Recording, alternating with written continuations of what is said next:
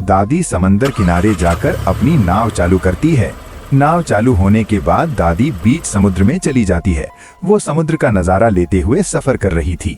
तभी उसे पानी में हलचल दिखाई देती है। दादी अपना जाल समुद्र में फेंक देती है।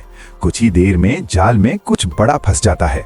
दादी पूरी ताकत से जाल खींचती है और काफी कोशिश के बाद उसे बाहर निकाल लेती है। जाल में एक जलपरी फंसी होती है। बिना देर किए दादी उसे अपनी नाव पर रख लेती है और किनारे की ओर लौट आती है। किनारे पहुंचकर दादी सोचने लगती है, ये क्या है और मैं इसका क्या करूंगी। फिर सोचती है, जो होगा देखा जाएगा, और जलपरी को घर ले आती है।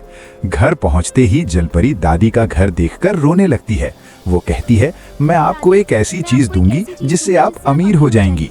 थोड़ी ही देर में दादी के हाथ में कोहिनूर जैसा कीमती हीरा आ जाता है।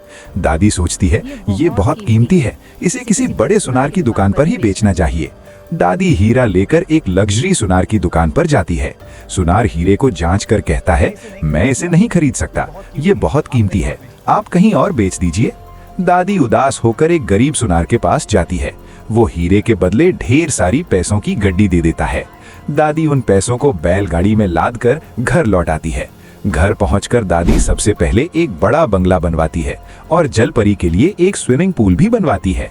बंगला बन जाने के बाद दोनों आराम की जिंदगी जीने लगते हैं। दादी बंगले में रहती है और जलपरी स्विमिंग पूल में।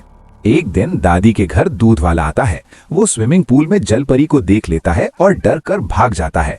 वो अपने दोस्त को सारी बात बताता है। दोनों मिलकर तय करते हैं कि वे जलपरी को चुरा लेंगे। रात में दोनों चोरी से जलपरी को ले जाते हैं। अगले दिन जब दादी बाहर आती है तो जलपरी को नहीं देखती। वो रोते रोते पुलिस स्टेशन पहुंचती है और सारी बात बताती है, लेकिन पुलिस उल्टा दादी पर ही गुस्सा करने लगता है और उसे गैर कानूनी बताता है। दादी के बंगले पर बुलडोजर चलवा दिया जाता है। दादी बहुत कोशिश करती है बुलडोजर रोकने की, लेकिन असफल रहती है। देखते ही देखते उसका बंगला गिर जाता है। अब दादी के पास कुछ भी नहीं बचता।